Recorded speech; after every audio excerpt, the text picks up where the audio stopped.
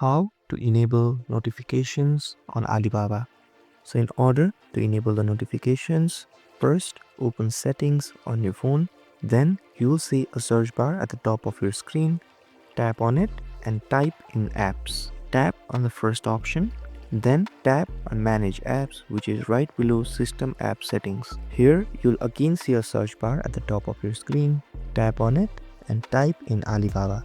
Then scroll down until you see an option called notifications.